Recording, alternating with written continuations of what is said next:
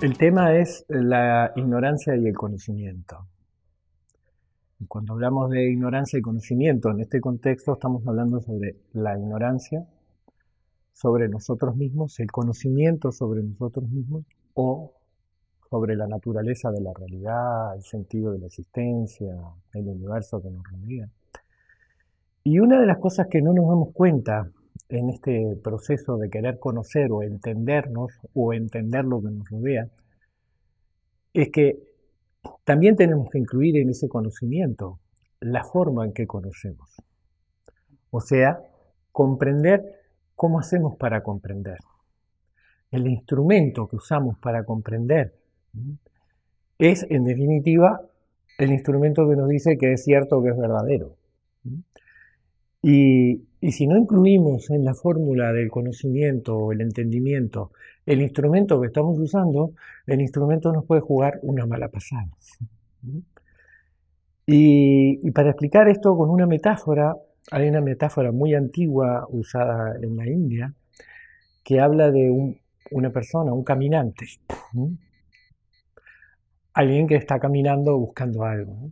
Como resultado de su caminata durante todo el día, tiene mucha sed. Entonces, al final del día, en esa luz que se va apagando, donde no se distingue claramente, este individuo llega a un aljibe, a una fuente de agua, donde hay un balde, y al lado en realidad lo que ve esta persona, esa luz, es una serpiente enrollada. Entonces se paraliza, tiene la sed y la necesidad de ir hacia el agua. Y podemos explorar mucho el sentido de esta sed y de ir a buscar lo que necesita para calmar esa necesidad. Pero está paralizado de miedo porque en realidad no ve una cuerda, que es lo que en realidad después va a encontrar, sino que ve una serpiente enrollada. Entonces tiene miedo de la serpiente, tiene miedo de morir y se paraliza. Y en ese momento aparece un anciano y le pregunta, ¿qué te pasa? Entonces el hombre le dice, tengo mucha sed, he estado caminando todo el día, llegué hasta aquí, pero no me animo a acercarme al balde porque hay una serpiente al lado. ¿No tendrías un palo o algo con que darle?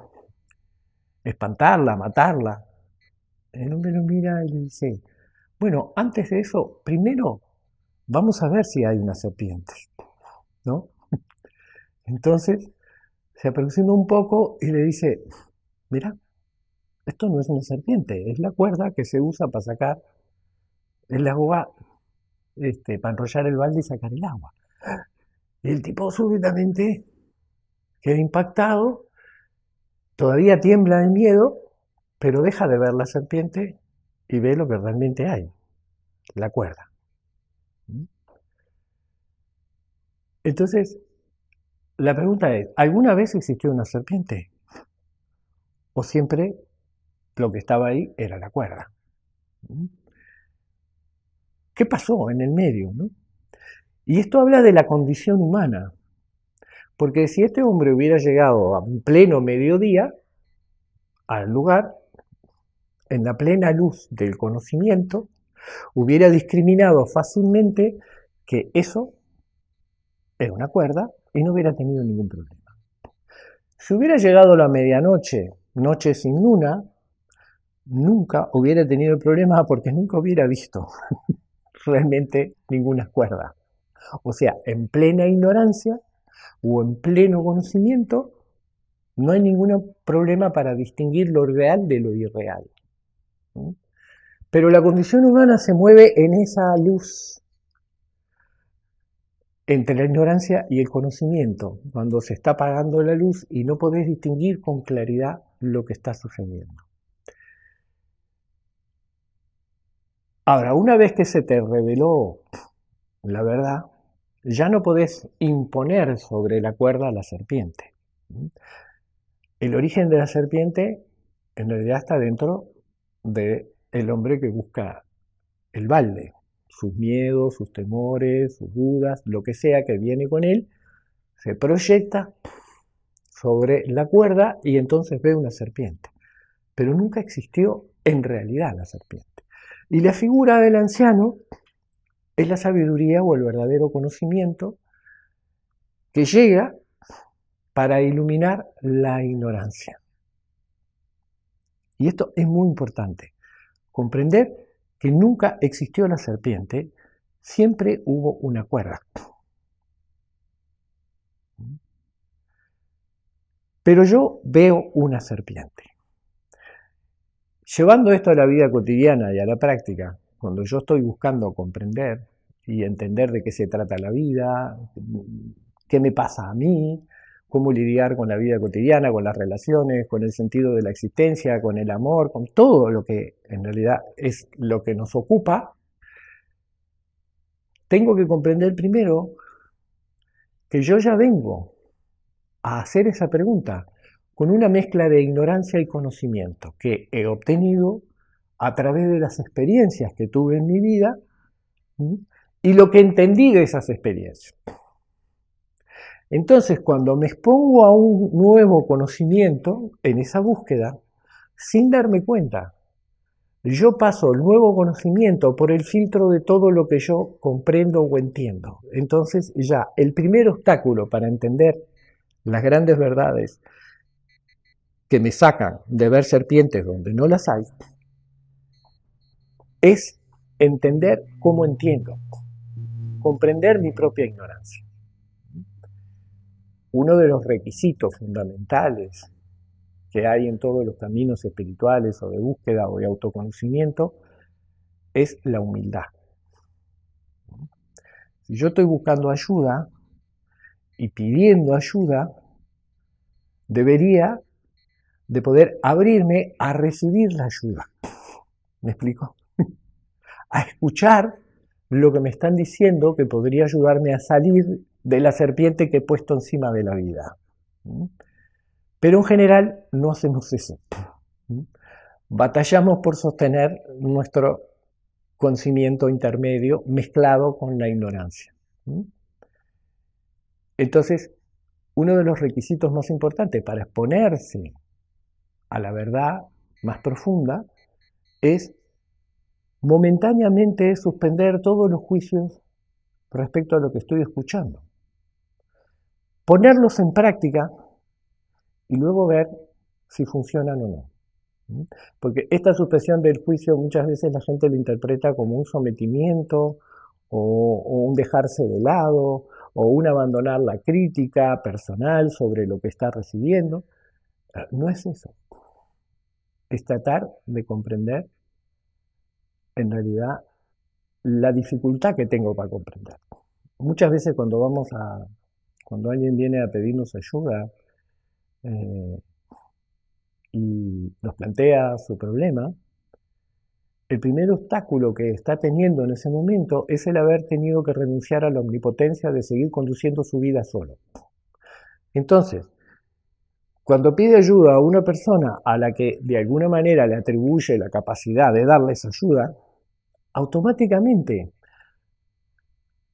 a pesar de que está reconociendo que ese otro lo puede ayudar, le sobreimpone la serpiente de la autoridad, del autoritarismo, de la figura del padre o de la madre con la que ha tenido el conflicto.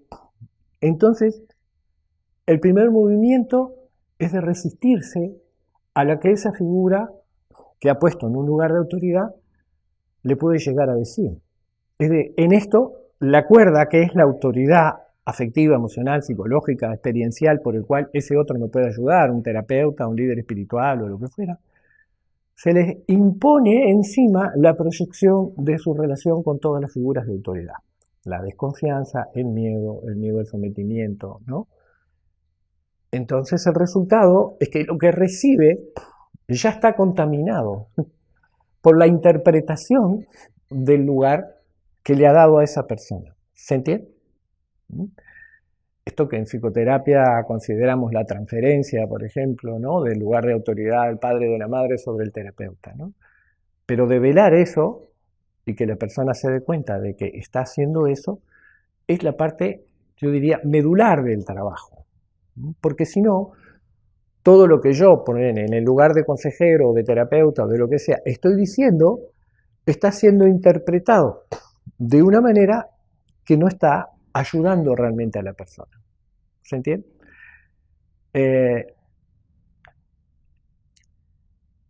Y ahí entonces entremos un poquito al proceso de cómo yo entiendo. Y esto nos retrotrae a los momentos de mayor vulnerabilidad en nuestra vida, ¿no? A nuestra infancia, a nuestra adolescencia, en el cual el instrumento de comprensión que llamamos el intelecto nos ayuda a comprender las experiencias que estamos viviendo. O sea, y esto es muy importante, no es lo que sucedió, lo que realmente pasó, sino lo que yo interpreté que pasó, lo que queda impregnado como mi experiencia. Si yo entendí, por ejemplo, que no recibía el afecto, el cariño, la contención que necesitaba, porque yo no soy suficiente, que es como interpretan los niños las circunstancias de su hogar, porque no pueden objetivar que sus padres tienen dificultades psicoemocionales para expresar el afecto, ¿no? Y que inclusive vienen de más atrás, vienen de la relación de sus padres con sus padres y así para atrás. ¿Por qué? Porque el niño es autorreferencial en esa época. Llegó y la película estaba empezada. Y esta metáfora es muy importante. Yo me tengo que sentar en el cine y tratar de entender lo que pasó antes para tratar de ver qué es lo que está pasando ahora. ¿Se entiende? Si he acumulado mucha experiencia en argumentos de cine, cuando me siento probablemente digo, al héroe le pasó esto, pasó lo otro. Trato de entender. Esto se impone al ser humano, trata de entender. Pero desde el lugar que entiendo, ya estoy, por decir así, condicionado al error de interpretación. Y esto que decía que los niños son autorreferenciales, bueno, porque solamente a la edad de 3, 4 años los niños empiezan a desarrollar la identidad separada individual, esto que llamamos ego, y la película empezó cuando yo llegué y la primera referencia es conmigo. Entonces lo que está sucediendo afuera, es decir, en mi entorno, estoy condicionado a interpretarlo como que tiene que ver conmigo. Mis padres se pelean, es por mi culpa. Antes estaban bien, ahora llegué yo y los estoy molestando. Ahora llegó un hermanito, me dio muchos celos y adentro mío me venían sentimientos muy profundos de que mi hermanito desaparezca. Como decía un niño, no lo podemos devolver. Uno de mis nietos le decía a los padres, no podemos devolverlo, porque yo no quería que viniera. Pero puede haber otros sentimientos muy fuertes, como el fantasear con que el hermanito se muera. Y de repente justo sea la casualidad que el hermanito se enferma, ponele que se muera o no se muera, pero de hecho el niño interpreta que su deseo se cumplió. Aún vive en un mundo mágico. No entiende la diferencia entre desear algo y que se cumpla. Entonces eso lo llena de culpa. Y si no tiene la posibilidad de hablar y elaborar esto con su familia, tomar el riesgo de decir lo que le pasa, porque eso en la familia no está abierto, compartir los sentimientos, las experiencias, lo que está sucediendo, queda con esa interpretación. Entonces, su relación consigo mismo y su interpretación de lo que sucede está basada en ese conocimiento, en lo que entendió, que está totalmente contaminado con la ignorancia. En realidad, no fue eso lo que sucedió y no fue tu culpa. Pero si no puedo exorcizar la culpa compartiéndolo con otros que pueden venir y decirme eso no es una serpiente, es una cuerda, estoy en el horno, porque sigo interpretando que fue culpa mía. Luego, esto produce un impacto en mi relación conmigo mismo, en mi autoestima. ¿Mm? Y yo procedo en el resto de mi vida a interpretar lo que sucede en el mundo desde ese punto. Y ahí es donde viene lo que decía al principio, ¿no? El instrumento con que conozco ya está contaminado de ignorancia. ¿Mm? Luego, eso es lo que creo que soy y es a lo que intento darle estabilidad. O sea, me identifico con ese rol, con ese papel donde yo soy el culpable y, por ejemplo, tengo que ir exorcizando la culpa.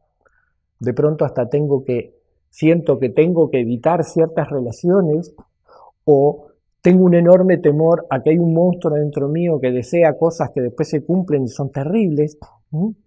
Y ya tengo una separación conmigo mismo y ya interpreto la realidad desde ese lugar. Las relaciones se me hacen difíciles porque, esto puede terminar de la misma manera. Se me confunde el amor y la relación de amor con la culpa, con la posibilidad de la catástrofe. Quedo expulsado del paraíso de amor porque aunque mis padres no sepan, yo sé que yo maté a mi hermanito o quise que se enfermara, lo cual no es cierto. Entonces ya igual miro a mis padres desde ese lugar de exclusión del amor y no puedo entregarme a ser contenido y ser redimido de la supuesta culpa. Entonces, a medida que voy caminando en la vida, si no confronto eso, la interpretación fija de todo lo nuevo que sucede y va sucediendo, lo hago siempre sobre esa base. Entonces, es muy necesario separar la ignorancia del conocimiento, lo que es real y lo que es interpretación de la realidad. Y por otra parte, nunca estamos en condiciones de conocer todos los elementos que confluyen para que ocurra algo. Y esto es muy importante porque en realidad nunca podemos conocer, en este caso del niño, todas las variables que influyeron para que ese hermanito se enfermara. Cómo intervinieron los padres, cómo intervino la genética, cómo intervino el clima. No tengo ni idea. Yo ya lo estoy interpretando desde mi punto en el círculo de la vida, desde el lugar en el que estoy y cómo lo que sucede me impacta a mí. Es autorreferencial. Entonces, la aspiración a comprender absolutamente no la puedo obtener a través de los medios naturales que nos han sido dados como ser humano, la experiencia y tratar de entender la experiencia. Sí se puede obtener un conocimiento mucho mayor, pero hay que incluir, y luego vamos a hablar de esto, la trascendencia del aparato cognitivo, porque el aparato cognitivo está limitado por sí mismo. Yo no puedo comprender la totalidad de los factores. La mente divide para poder comprender lo que está sucediendo en pequeñas partes asimilables. De hecho, mientras más pequeño soy, en más partes más simples. Entonces, la interpretación que tengo de la infancia y de lo que sucedió es una interpretación muy pequeña. Para cerrar con un ejemplo, cuando las personas van a terapia y parte de su queja, de su demanda, es que no se sienten queridos. Entonces, lo que dicen es, nadie me quiere. Entonces, cuando el terapeuta le pregunta, ¿y quién es nadie? Todo el mundo. Entonces, hay 7.000 millones de personas en el planeta. Vos querés decir que todos esos que no te conocen a priori no te quieren. Bueno, empezamos a hacer una reducción y siempre quedan dos. O a lo sumo tres, mamá, papá, ¿no? Pero lo importante a comprender es que para el niño en ese momento su padre y su madre son todo el mundo. Y sus hermanos o su familia. Luego Si no me sentí querido ahí, eso es todo el mundo. En el resto de mi vida voy caminando, proyectando esa experiencia de que nadie me quiere, que era mi familia, a todas las demás personas que conozco. Otro pequeño error de interpretación.